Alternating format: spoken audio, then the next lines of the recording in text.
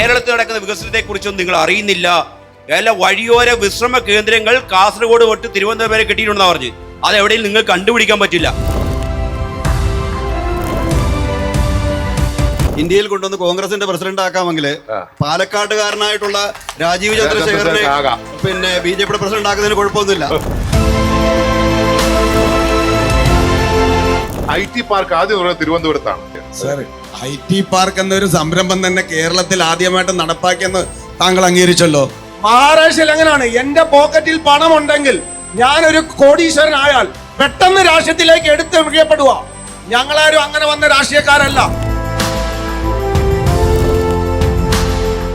വിദ്യാഭ്യാസ കാലത്ത് രാഷ്ട്രീയത്തിൽ വന്ന് പൊടിയും പിടിച്ച് മറ്റുള്ള സ്ഥാപനങ്ങളെ അടച്ചുപൂട്ടി. ഈ അടച്ചുപൂട്ടിയവർ ഇന്ന് എവിടെയാണ്? ഇവിടുത്തെ ഏത് ടോയ്ലറ്റിലാണ് പ്രധാനമന്ത്രിയുടെ ഫോട്ടോ വെച്ചിരിക്കുന്നത്?